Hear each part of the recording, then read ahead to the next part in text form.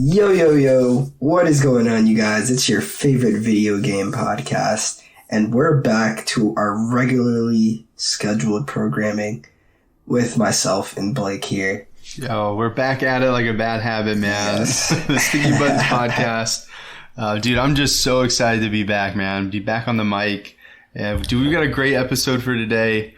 And yeah, we had some guests. I hope you guys enjoyed that. That's so. Yeah. We're trying to make this show a little bit more sustainable for us. So we're trying to just, mix things up. So let us know if you have any thoughts. For sure. But yeah, dude, I had a great time chatting with Andrew, and it was fun learning about Resident Evil. Yeah, I had a great time chatting with Ronald. Shout out to Andrew. Thanks for coming on. Thanks for going to PAX and getting on that episode with Blake. And shout out to Ronald. Thank you so much for taking time away from streaming to get on our podcast and chat Resident Evil. Brandon didn't tell me about that one. I'm a little bit sad, dude. I really wanted to. As soon as I heard it was about Resident Evil, I was like, man, I wish I was there. I have so many questions. Yeah, dude. It was a hell of an episode. As you can probably tell, Ronald is just a fountain of knowledge on that title. I recommend anyone go watch his streams because he's running through all of the Resident Evil titles from zero. Like, he's just going through all of them. So shout out to him for that dedication and commitment and coming on our podcast and shedding some light on that title that means so much to him and millions around the world. So yeah, that was really fun to listen to. And Brandon, it's so weird because you and me, we like video games here at the Sticky Buttons podcast. But I feel like we both just completely missed this franchise. Like, neither of us have played it. I don't know. I don't think we've ever mentioned it in an episode. I don't think so either. Like, out of our 70-something episodes, we have never mentioned it once, probably. I don't think so. And honestly, this past, was it Resident 4 remake? Yeah. I think that's the one that just came out. I heard a lot of really good buzz about that, and I don't know, Ronald might have convinced me, so we might have to pick that up. I don't know. Oh, man, I know. He definitely convinced me, too. I'm looking forward to getting a Resident Evil title. I gotta make some things happen first before I jump into that, because it's one of those titles that, like, from the way Ronald was describing it, it really is a time crunch. Like, you're gonna want to sit there for hours. Yeah, because it kind of seems like it's like a first-person shooter, but there's like single player, yeah, and it's like that horror element. There is like a multiplayer. I think Resident Evil 4 is that one where there's that multiplayer element, that co-op element. But yeah, it's really cool. It kind of reminds me of an arcade game where you have like the co-op and you can like play on that. Oh, it's like the two like plastic guns. Yeah. Oh man, that's actually some kind of fun. It's a nice feel. Like, it has that feel to it, but it's just like a little more intense, a little more in it. I'd be curious to play that game with a VR headset and just see how that. Yeah, don't they have one that's in VR? I'm fairly certain they do, probably. That'd be interesting, man. I guess maybe we'll keep your eyes on the horizon for that one. But yeah, thanks for our guests coming on. That was awesome. That really gave us each a little bit of a break. And we have some big life updates. Me and Brandon, we've been doing a lot over here. Yep, Brandon's about to graduate in like a month, so shout out to you, Brandon. Thank you. It's exciting, man. It's great to put a cap on that project, and now I can play video games all day because I'm a college graduate. So yeah, we can do whatever we want now, man. Yeah, and I moved recently as well, so that was super nice to kind of have a break from the pod and lug all the heavy furniture.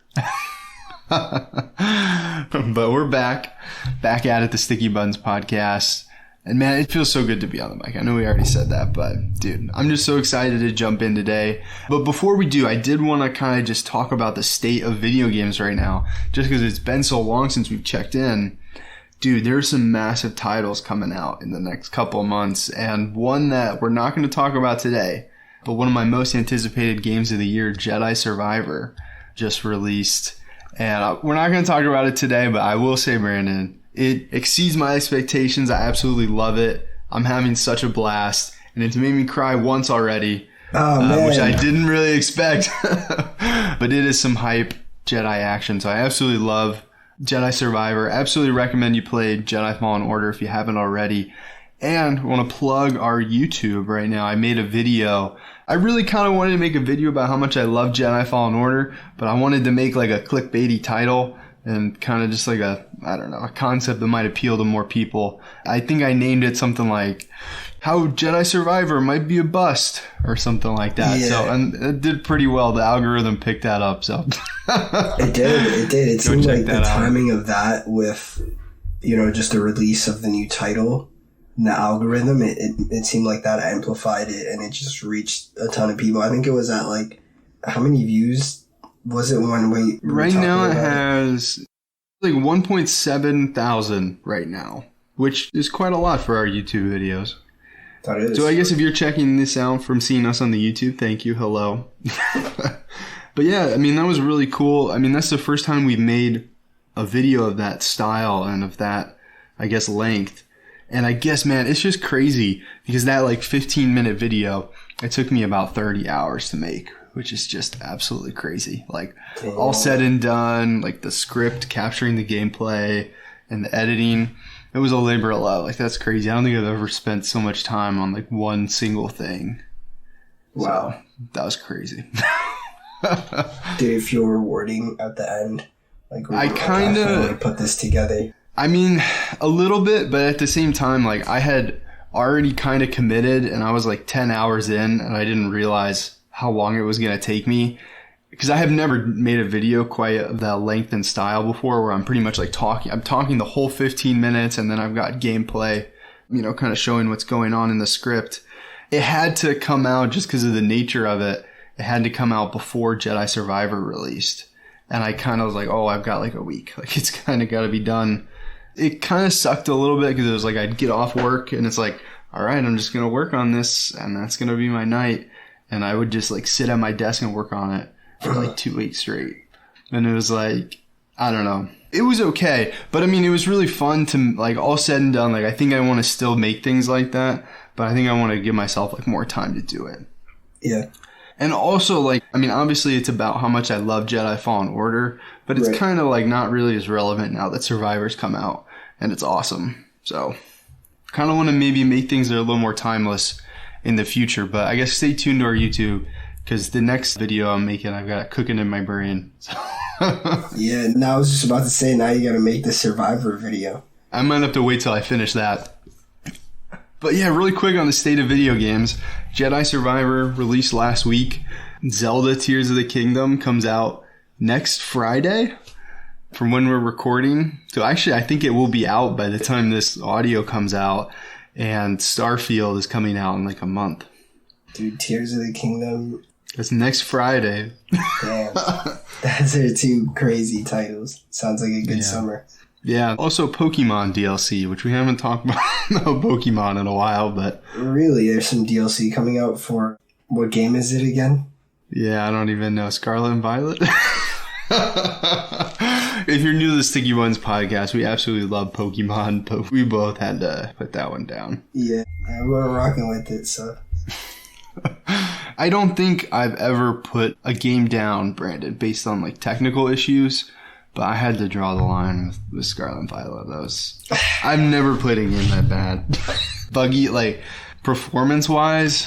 It was fun. It was just like... Yeah, I'm really... It's just not what I was looking for. Yeah, I'm really disappointed by it. I think it's pretty much everything that I've wanted in a Pokemon game. Just couldn't run. So, I'm going to... Maybe off the air, I'm going to try and convince you to get a different game that's a turn-based game. It's called Chained Echoes. Have you heard of Chained Echoes? No, I haven't. Dude, I think we might have to play this game. So I talked about this a little bit on our PAX episode. It's a game I got to demo. It's kind of like a turn-based adventure game, kind of like an RPG, but it's very pixelated in like a fantasy world. It's kind of got like Pokemon vibes, kind of got like Dragon Quest vibes, and like a really beautiful pixel world. And there are also some mechs in it. So I think we might have to check that out, man. I think we might have to put that one on the list. Does it remind you of Titanfall at all? No, because, I mean, not really, because you're looking down like it's like a top-down RPG. But, I mean, you do pilot some mechs, and you get some really sick powers in those mechs, so I'm really about it. I haven't picked it up yet. I think I'm going to wait until I play some more Jedi and Zelda, and then maybe we'll have to bring that around. But the topic for today's episode is Rouge-likes and Rouge-lites. which is a genre we've kind of talked about here on the pod before. You know, I mean, we did that Returnal episode. I've brought Hades up before. But this is kind of a genre that I feel like is coming into more and more popularity. And it's not something I necessarily would have checked out if it wasn't for the pod. But I've checked out a couple of different games and I've really been enjoying it. You know, like COD Zombies, Hades, and Returnal are all in this genre. But it's kind of like a weird name, so I think we wanted to talk about that. And then maybe also just another games in the genre that we've been playing. So the genre is described in two ways. It's roguelite and roguelike. Rogue L-I-T-E and rogue L-I-K-E-S. So do you have the definition for those, Brandon? I guess on like what the difference is that you could read off? Yeah, so the difference is a roguelike is any genre of computer role-playing games loosely characterized by various characteristics such as randomized environment generation, permadepth, and turn-based movement. Also text-based or primitive tile-based graphics and hack-and-slash gameplay. And then roguelite has most of the game design philosophies of roguelikes, but also has at least one progression element that persists after failure. So it's like a bit of an alternate version. Yeah, it's really kind of confusing. Like, I don't know. I personally think it's kind of confusing, like the names of the genres and like the label of it. But from my understanding, a roguelike is something like the early Zombies where you just kind of jump in and you can get like weapons to upgrade yourself throughout the run. But as soon as the run's over, like it's over, you start back with the starting pistol. But then whereas like in the later Zombies, you get, I don't know, like a currency that you can upgrade your ability. Or like, for example, in Hades, there's like a currency that you can use during the run. And then you can also get a currency that you can spend after the run to permanently upgrade your character. And I think that it's like that distinction between like if there's a progression element that you can continue on or if everything you've learned is just knowledge. I think that's kind of the distinction between the two. But I mean, honestly, I'm so new to this genre that I'm still kind of in the air about it. Do you think that it's important to kind of make those distinctions? I mean, they're so similar. Do you think it's important to have a label when we're talking about it or when you're playing? Like, do you like, oh, I need to know what genre this is? I do think it is important because the label was created for a reason. Someone created something different. Or rather, like a group of people created a different kind of style of game that deserves recognition. And so, you know, to me, it does deserve that title of roguelike or roguelite. You know, and I'm sure if we were in the world of game development, you know, those titles would mean a lot more to us. Yeah. So. I mean, it might just be something where we're just so new to playing it that it isn't really relevant to us yet because we just don't have the experience or vernacular. But I wanted to give an example of some other ones that we played. And one of them is I played on my Steam Deck. And it's in beta, I think. But it's a really funny kind of conceit of the game. And if you don't mind, would you Google this, Brandon, while I tell you about it? It's called Champion Crab. And it's like a third-person shooter. But you're a crab. And like you look like a very realistic crab, and you either have like a shotgun or like two wielding shotguns, and there are other crabs that like come at you, and you just kind of kill these other crabs, and then they drop, you know, like loot, and then you permanently upgrade your crab. And it is absolutely crazy, this game. I mean, it is so fast paced. Like if you're by a computer, Google Champion Crab because it is absolutely crazy. I'm looking at gameplay right now. It looks so fast paced. It's crazy because you wouldn't think that like a crab, I guess you would think that like a crab is, you know, fast paced. Like for me, I was like, oh, if crab's not going to be fast paced, but I mean, I guess they have 8 legs. But I mean, it feels really incredibly good to do that. And there is kind of like a story behind the development of this. Let's see if I can pull up the story. Okay, so this Champion Crabs is by the same developer, or I don't know if it's a developer, I guess it's a creator. I guess they started developing this game after this, but there was a song by this DJ called Crab Rave on YouTube. Have you heard of Crab Rave, Brandon? No, I haven't heard of that yet. It's on YouTube right now. You can watch it.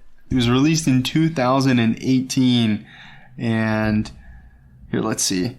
As of right now, this YouTube video, Crab Rave, has over 244 million views on it. And it's kind of just like an EDM video where these crabs are kind of like dancing around.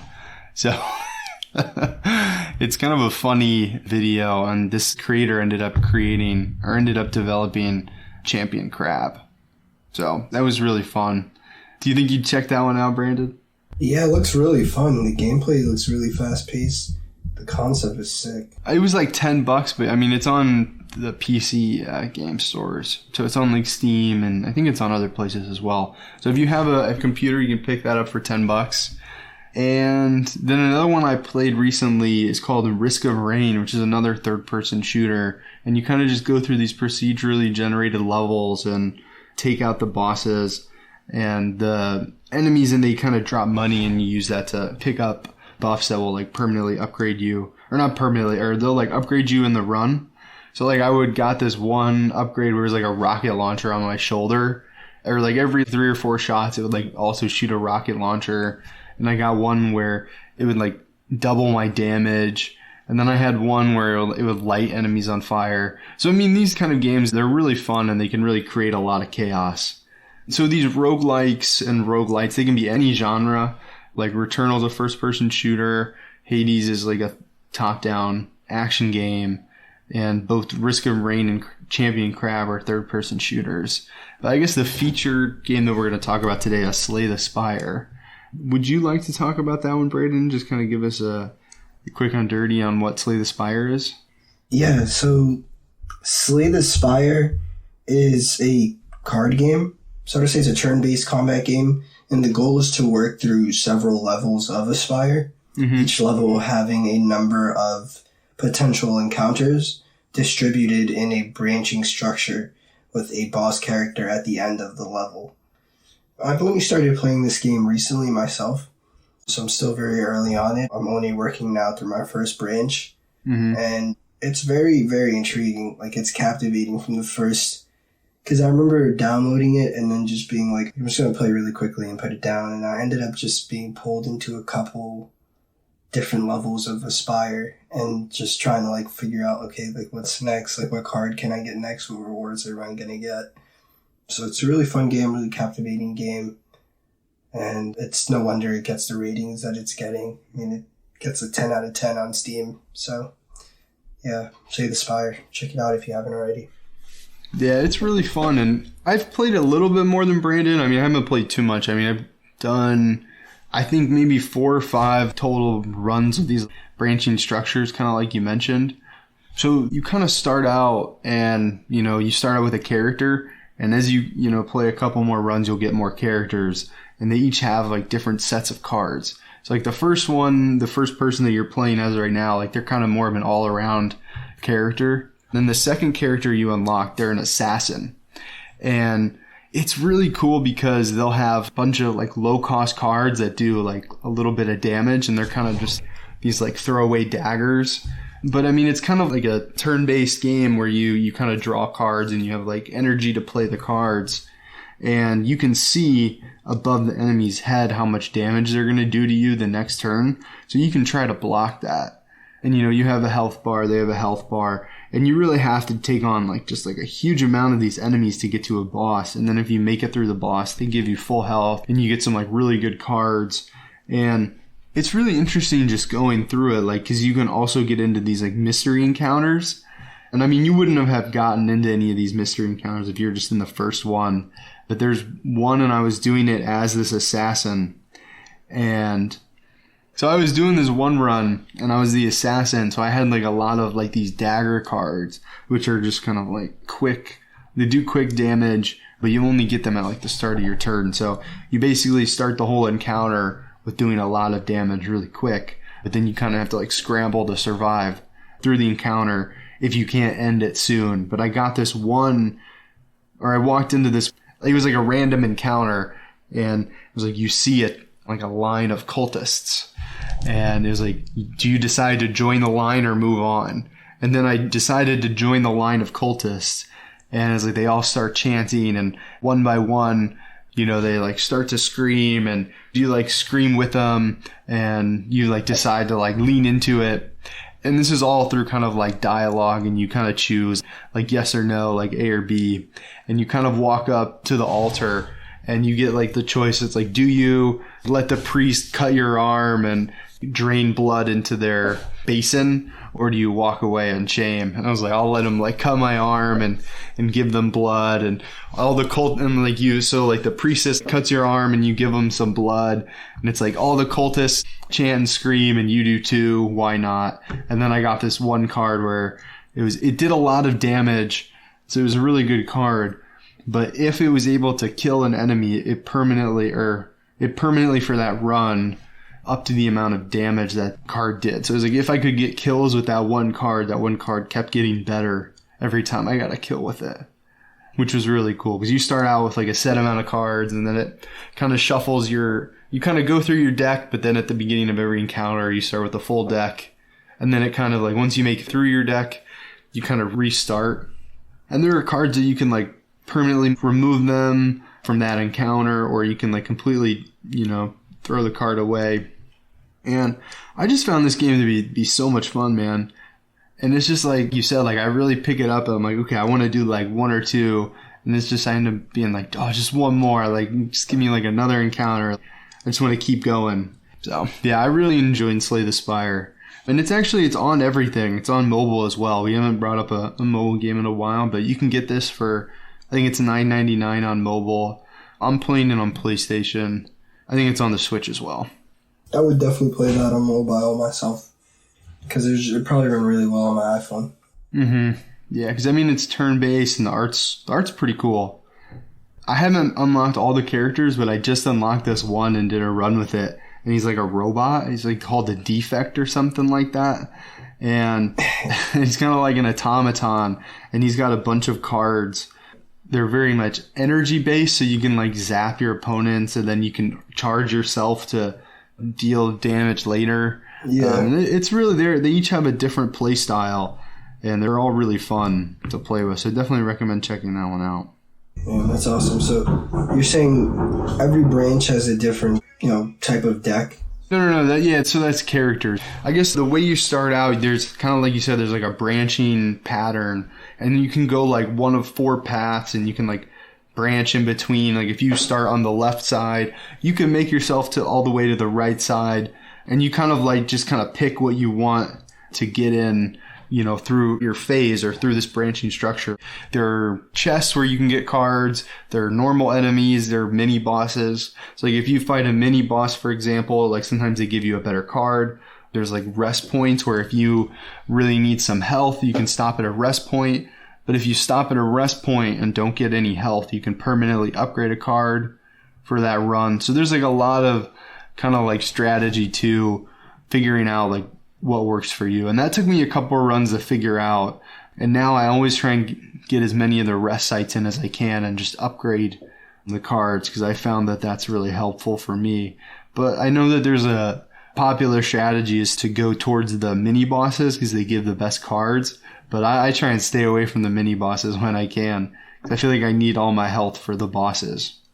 This one I think walks the line between being a roguelike and a roguelite, because as you play more, you get more characters, but you don't necessarily, like you start with the same deck every time, even if it's a different character. So for me, I feel like it just blurs the line between a roguelike and a roguelite, so I don't really know.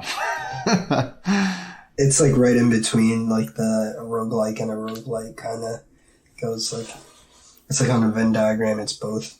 Yeah, I mean, you could make an argument for both, I think. But yeah, so that's roguelikes and roguelites. I mean, I'm a lot more interested in this genre now that I've played a couple of these. I've kind of found that I'll gravitate towards these kind of games when I don't have a ton of time, to where like I wouldn't pick up a single player game, or like I just want to have fun, like just want to have a good time. That's when I'm picking these games up. Yeah. Where it's like, oh, I don't really want to get too into like the story game I'm playing right now. I guess I'll just pick this up and just have a good time with it. It's interesting you mentioned Call of Duty being a roguelike because that's a game that I really fell into early on in my gaming career. And, roguelikes have been a part of me for a really long time. I really enjoy them. I also enjoy Bloons Tower Defense, another fun mobile game, which I think might be considered a roguelike or a roguelite. Yeah, it's one of those things where I almost brought another game to the show where it's kind of like this genre really kind of blends because like these type of elements where it's like a run-based kind of thing. Like you could say, Call of Duty, like you could make the argument that that's a roguelike. You could also make the argument that, Bloons Tower Defense is a roguelike. And I was kind of thinking like there's a pinball game that I want to bring to the show. And I was just like, is that a roguelike too? And I guess kind of where I'm thinking, it kind of feels like it's just like a subgenre, like it's just like a part of the game, because we're talking about like first-person shooters, third-person shooters, card games. It almost feels like it's just like a part of it. You know what I mean? Yeah. Maybe almost like turn-based combat or something, where it's like, oh, you could have like a JRPG that has turn-based combat. I'm still figuring out how I feel about it. Yeah. No, now that I think about it, I've been playing roguelikes a lot, and I've had great experiences with them. Dungeon Quest, Dragon Quest. Sorry. Yeah, I don't know if I would say that. I don't know if Dragon Quest I would say it's a roguelike. It's turn-based combat, and the levels are procedurally generated. You do dungeon crawls. Which one is this? Dragon Quest 11. But there you're following like a story. That's true. I don't know if they're procedurally generated because they're like mapped out, right? Aren't those encounters and yeah? Like if you go into like a dungeon, the like main events are on some other roguelikes. Like the main, if you follow, like in Slay the Spire, I'm sure. In Slay the Spire, if you follow all the main objectives, you could probably beat the game in like 12 hours. But if you were to like try to play the game fully, it'd probably take you about like 200 hours. And it's the same thing with this title I was just talking about, which is running away from me. Dragon Quest? Dragon Quest, yes. I don't know. I guess kind of what I was thinking, I guess the way that I'm thinking about it, is if it's already part of like a designated genre, like pinball, for example, like if you looked at it, would you say, oh, is this a roguelike or is this a pinball game? I'm kind of leaning towards like it would be that other thing first. No, yeah, I get what you mean when you say subgenre, because it's definitely like just a way to describe the gameplay, so to say. But like overarching, like it's pinball game. Yeah, so like I would say that Dragon Quest is more like an action, an adventure, like RPG. Yeah, that maybe it has like RPG or it has some roguelike elements. Oh my gosh. Well, hey, we got there in the end, I guess. That's Rouge-likes and Rouge-lites. I guess before we ended up today, I just kind of wanted to talk to you, Brandon, about... Dude, how are you feeling about Zelda, man? Are you excited for that game? I did not know it's coming out next Friday. I gotta get ready. I gotta get ready, dude. I think I'm gonna pre-order it tomorrow. Yeah, prepare myself, get started on this final paper that I have to write so I could just binge Zelda. Dude, you can't get too into it, man. You gotta finish out the semester. Yeah, just make sure I finish getting some serious senioritis here, so just wrap up all my work and then binge some Zelda, man. That's gonna be fun. You can binge Zelda all summer. It's gonna be really fun. Are you excited to play this on release? Yes. Because obviously, like, I guess the first Zelda, like the Breath of the Wild, we've kind of been talking about that a lot, since the show's inception. We love that title. But I think we picked it up like 2 years after it came out. It's kind of when we started the show. Yeah, and I never really got to fully beat that game. And I know it's a bad habit, but I think this is my shot to beat a Zelda game. You think this is the one? Tears of the Kingdom. Oh, yeah, man. Dude, I'm excited for you. I did beat Zelda. I played it for like 40 hours, and then I put it down. And then I picked it back up. I had my whole experience with it. I bought the DLC too, and I've been kind of playing the DLC, this past like month or two. Just like whenever I get that little itch, I'll just play some of it. Yeah, I'm really excited for the sequel. I think I may buy it on the release day, but I think I'm gonna play. I think I want to finish Jedi Survivor before I really get too far into Zelda. Yeah, that makes sense, man. It's not a good idea to just buy all these titles and then not give them the time that they deserve. So yeah, I haven't finished a game in a long time, which I haven't rolled credits on a game in probably like 8 months. I guess it's like a sacrifice you make when you have a video game podcast and a full-time job. You know, it's like, yeah, there's just not enough time, man. And a life outside of it. And a whole life outside of it, yep. But, I mean, I really think I'm going to finish. I mean, I'm certainly going to finish Jedi Survivor. I'm just hoping that I can do it in like a reasonable time frame. Yeah, I know you can do it in a reasonable time frame considering the amount of hours you've already put. You're on pace to complete it by approximately Wednesday next week. I don't think it's going to happen. I have put a lot of time into it, but I'm still like, I'm really just taking my time and exploring like all the side paths and doing all that stuff. And I'm like, man, I should just get through the story. Yeah. I know, yeah. But I'm just so excited just living in that world. So I guess we'll have to talk more about that in the next one.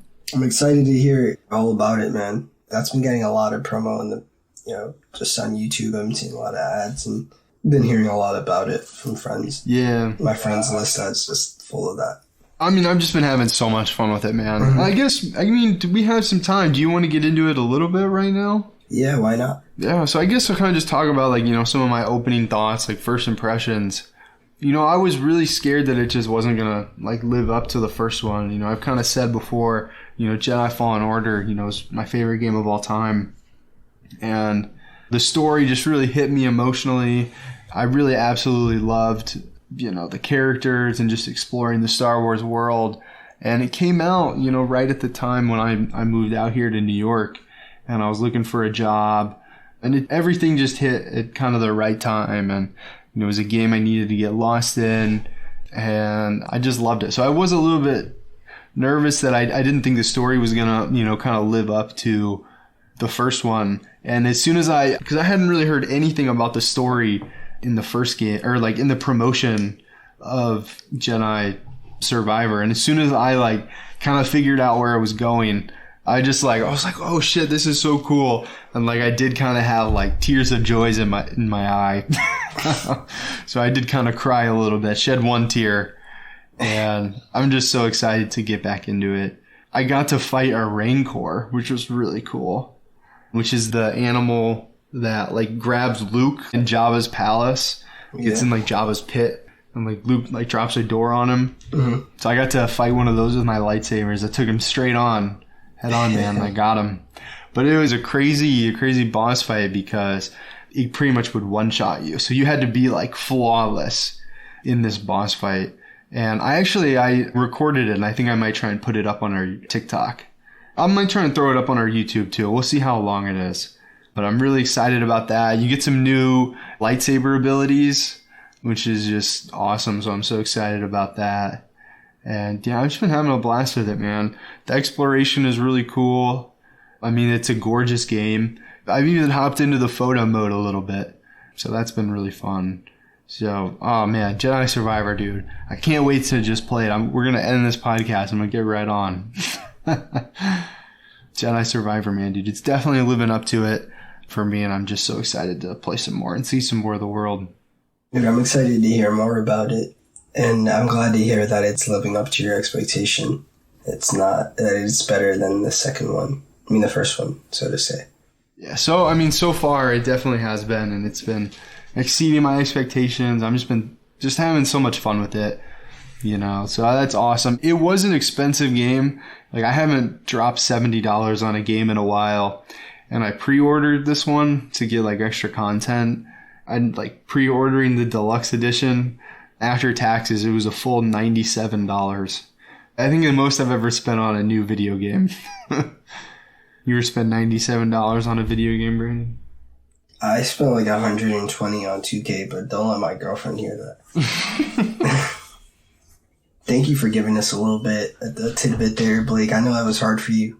At first, you didn't want to say anything about it at first. Yeah, I wanted to save it for the next episode, but I guess that's a little tease. Well, I guess I'll have to get some more thoughts in order for the next one. For sure. But dude, I'm good to end it up if you are. I'm good to go. Thank you so much for tuning in, y'all. It's been the Sticky Buns Podcast. We're back at it, baby. We're back at it. And, we got some good content coming up for you guys. And just stay tuned. Support us on Patreon, follow us on Instagram, subscribe on YouTube, and share with a friend. That's the best way you can support. It's just share. Share with a friend. Yeah, share with a friend. And go check out that YouTube video that I made about Jedi Fallen Order. That was pretty cool. And I had a fun time making it, despite it taking me forever. So check that out. And thanks so much. This has been great. It's been a pleasure. May the 4th be with you. Yeah, may the Force be with you. All right, bye.